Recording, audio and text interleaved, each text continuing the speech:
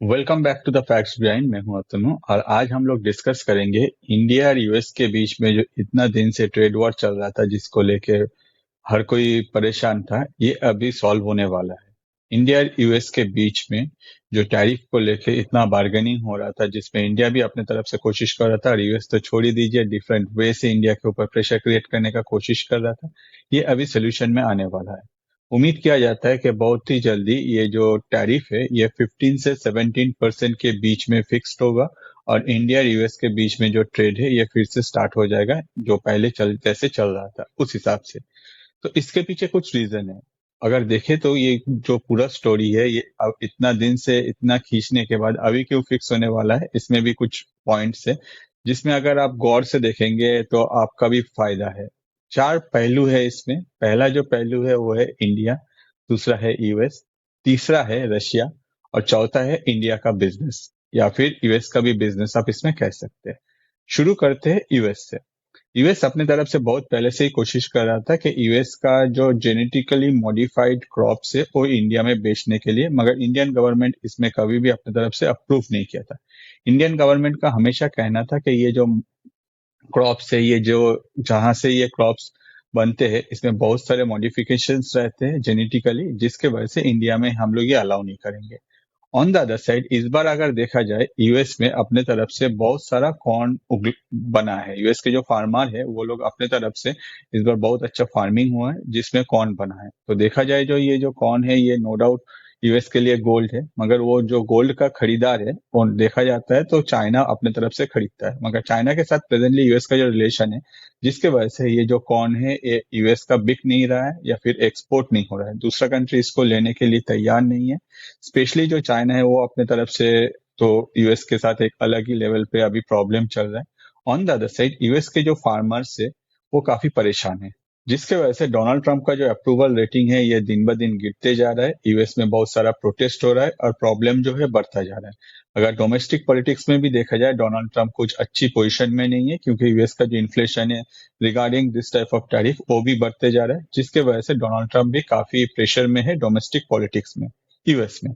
Next part जो है वो है इंडिया। इंडिया अपने तरफ से हमेशा से कोशिश करता है निगोशिएशंस के लिए, और इंडिया अपने तरफ से अगर देखा जाए रशिया और यूएस के बीच में हमेशा एक बैलेंस बना के चलने का कोशिश करता है। ऐसा नहीं कि यूएस इंडिया का कंप्लीटली स्टैंड रशिया को सपोर्ट करता है या फिर चाइना रशिया इंडिया जो ग्रुप है आरआईसी को सपोर्ट करता है। ऑन द अदर साइड ऐसा भी नहीं कि यूएस को कंप्लीटली सपोर्ट करता है। इंडिया अपने तरफ से इंडिविजुअली एक जगह को मेंटेन करता है, और इसी को मेंटेन करते हुए जब यूएस ने अपने तरफ से कुछ इंडिया के ऊपर प्रेशर क्रिएट करना चाहा, तो इंडिया ने अपने तरफ से रशिया से जो क्रूड ऑयल है वो लेना शुरू कर दिया। मेनली इंडिया में अगर देखा जाए इंडियन कंपनीज जो है उनमें से रिलायंस जो है वो रशिया से सबसे ज्यादा क्रूड ऑयल खरीदता था। एक और कंपनी है मगर उसमें अगर देखा जाए 41% शेयर जो है वो रशिया का डिफरेंट ऑर्गेनाइजेशंस का है। तो ये जब इंपोर्ट हो रहा था, रिलायंस अपने तरफ से जब इसको प्यूरिफाई करके दुनिया में एक्सपोर्ट कर रहे थे डिफरेंट कंट्रीज में, at that point of time Donald Trump को इसको लेके काफी प्रॉब्लम था, जिसके वजह से उन्होंने अपने तरफ से इसके ऊपर एटलीस्ट सैंक्शंस डाल दिया। और कहा ये भी कि जो कंपनी ये दो कंपनीज मतलब रोजनेफ्ट और एक और कंपनी है रशिया का, उनके साथ अगर ट्रेड करता है तो उन लोगों के ऊपर भी सेकेंडरी सैंक्शंस डाला जाएगा और उन लोगों का जो एसेट्स है उसको फ्रीज कर दिया जाएगा। तो इंडिया का one of the biggest organisation है आज के डेट में रिलायंस, या फिर जो मुकेश अंबानी का कंपनी है, जिसके वजह से ये कंपनी को अगर आगे जाके कहीं भी सैंक्शंस झेलना पड़े तो ये एक मेजर प्रॉब्लम होगा। तो इंडियन गवर्नमेंट ने अपने तरफ से एक स्टेप लिया, जिसमें इस दिवाली में डोनाल्ड ट्रंप के साथ मोदी का बात हुआ, और उसके बाद ही डोनाल्ड ट्रंप अपने तरफ से मीडिया में आके बोल दिया कि इंडिया ने अपने तरफ से डिसाइड किया है कि वो रशिया का ऑयल नहीं लेगा आगे जाके। इंडिया के साथ हम लोग का बहुत ही अच्छा रिलेशन है, जो भी डोनाल्ड ट्रंप का जैसे वो हाईलाइट करता है। मगर इसके पीछे मेन रीजन क्या है?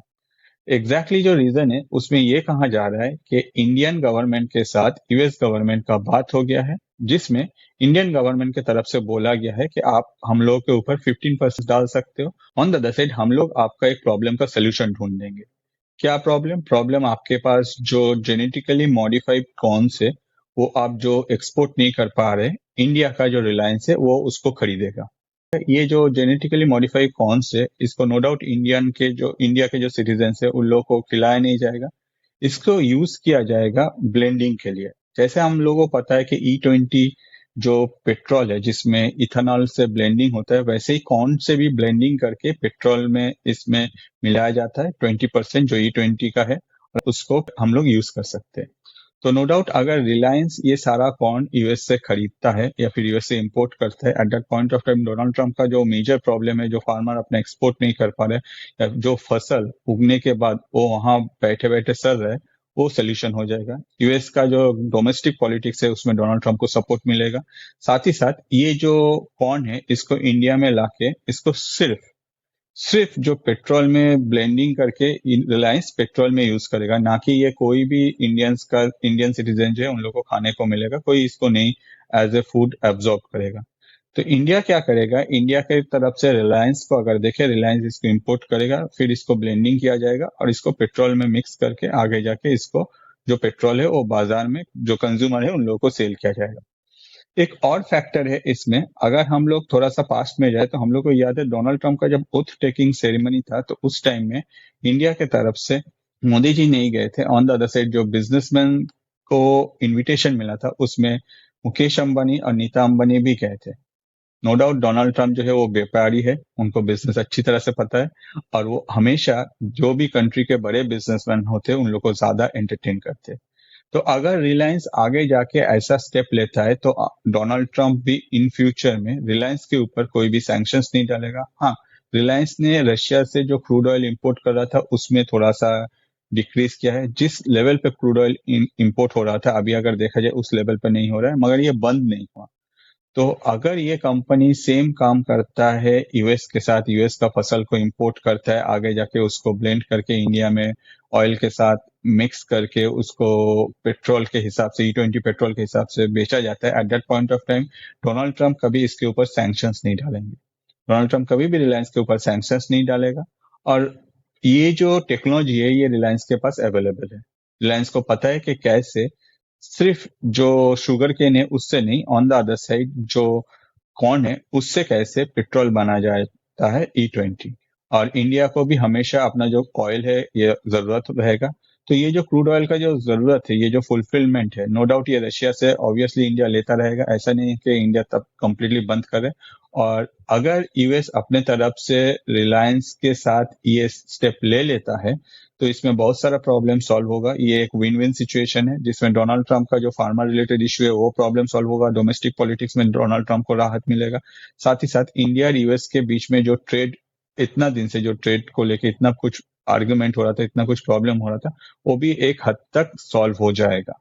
आप कह ही सकते हैं कि इंडिया और यूएस के बीच में ये जो मतलब रिनोशिएशन है ये क्यों 15%, हम लोग को तो और भी कम हम लोग आस्क कर सकते हैं। मगर डोनाल्ड ट्रंप है, वो भी बिजनेसमैन है, वो मानने वाले नहीं है, उनके ईगो में लग जाएगा अगर वो 15% से नीचे हो। फिर भी उम्मीद किया जाता है कि ये अभी जब फाइनल होगा तब ये 15 से 17% तक आएगा, उसके बीच में रहेगा। इस बीच में एक और फैक्टर है, वो है रशिया। रशिया के ऊपर सैंक्शंस डालने के वजह से रशिया के जो भी रोजनेफ्ट है या फिर जो दूसरा कंपनी है वो अपने तरफ से जो क्रूड ऑयल है वो बेच नहीं पाएगा। हाँ, हो सकता है कि वो पाइपलाइन के द्वारा कुछ जो क्रूड है वो चाइना में सप्लाई करे, मगर वो भी इस लेवल पे नहीं, वो एक सर्टेन अमाउंट पर। अगर रिलायंस के साथ यूएस का ये टोटल जो सेटअप है ये हो जाता है तो नो डाउट सबसे बेहतरीन जो होगा कि आगे जाके रिलायंस जो है वो रशिया का ऑयल ले पाएगा, जिसमें कोई प्रॉब्लम नहीं होगा रशिया के साथ इंडिया का जो ट्रेड है वो भी चलने में। डोनाल्ड ट्रंप इसको हाईलाइट नहीं करेगा, डोनाल्ड ट्रंप चुपचाप रह जाएगा, क्योंकि हम लोग को पता है कि रशिया के साथ दूसरा भी कंट्रीज जो है, इवन यूएस जो है वो खुद ट्रेड करता है। बहुत बार जर्नलिस्ट के द्वारा इसको लेके बहुत बार हाईलाइट किया गया है Donald Trump I will get back to you या फिर I will talk to my team ऐसे बोल के वो निकल जाता है, क्योंकि उसको पता है कि बिना ये सपोर्ट के यूएस चल नहीं पाएगा। तो अगर देखा जाए ये एक विन विन सिचुएशन है। जब दिवाली पे मोदी जी के साथ डोनाल्ड ट्रंप का बात हुआ, उसमें हो सकता है कि आगे जाके ये सब डिसीजन लिया गया, मगर कोई कुछ बात नहीं हुआ। बहुत ही जल्दी हम लोग उम्मीद कर सकते हैं कि ये जो टोटल इंफॉर्मेशन है ये पब्लिक किया जाएगा और रिलायंस का जो शेयर का वैल्यू है वो भी आने वाले दिनों में हम लोग देख सकेंगे कि ये शायद बढ़ जाए। तो आपका क्या फायदा ये तो आप समझ गए, on the other side US का क्या फायदा है डोनाल्ड ट्रंप समझ गए, इंडिया का क्या फायदा है। इंडिया का जो 85,000 करोड़ का जो ट्रेड होता है उसका 40% लगभग ये जो ट्रेड वार है, जो भी टैरिफ है, इसके वजह से अफेक्टेड है। तो ये जो प्रॉब्लम है, ये आने वाले दिनों में हम लोग कुछ हद तक सॉल्व ऑब्वियसली हो जाएगा, ज्यादातर जो है सॉल्व हो जाएगा, क्योंकि 15% को भी अडेप्ट करने में थोड़ा सा टाइम लगता है यूएस में। ऑन द अदर साइड अगर देखा जाए, इंडिया यूएस के बीच में जिस तरह से रिलेशन खराब हो रहा था रैपिडली, ये होने के बाद हम लोग उम्मीद कर सकते हैं कि यूएस इंडिया के अगेंस्ट में उस लेवल पे जाके प्रेशर क्रिएट नहीं करेगा, और इंडिया यूएस के बीच में आने वाले दिनों में हो सकता है कि कुछ रिलेशन जो बहुत ही ज्यादा बिगड़ा था वो थोड़ा सा सुधर जाए। आप कह सकते हैं कि एक और फैक्टर है रशिया। रशिया के साथ क्या होगा? रशिया से अभी इंडिया जो है वो कम्प्लीटली ऑयल जो इम्पोर्ट करना बंद नहीं किया है, जिसके वजह से इंडिया रशिया के साथ जो भी रिलेशन है उसको भी बैलेंस करते आगे बढ़ने का कोशिश कर रहा है। ऑन द अदर साइड अगर देखा जाए, लॉन्ग टर्म में हम लोग को पता ही है कि हम लोग रशिया को कुछ हद तक तो ट्रस्ट कर सकते हैं, मगर यूएस को कभी भी ट्रस्ट नहीं कर सकते, क्योंकि डोनाल्ड ट्रंप एक ऐसा इंसान है जो कभी भी नींद से उठे और उनको कुछ भी लगे और वो किसी के ऊपर कोई भी टैरिफ इम्पोज कर दे। मगर एंड ऑफ द डे क्या होता है कि उनको बिजनेस समझ में आता है। अगर उनको लगता है कि लॉन्ग टर्म में साउथ एशिया में अपना कनेक्शन को ठीक रखना है, या फिर लॉन्ग टर्म में दुनिया में बैलेंस करके यूएस को ले चलना है, डोमेस्टिक पॉलिटिक्स में भी उनको सपोर्ट चाहिए, तो ऑब्वियसली वो ये जो स्टेप है ये लेगा। हम लोग उम्मीद कर सकते हैं 15 से 17% के बीच में ये जो डील है ये फाइनल हो जाएगा, और बहुत ही जल्दी ये जो न्यूज है ये पब्लिक हो जाएगा।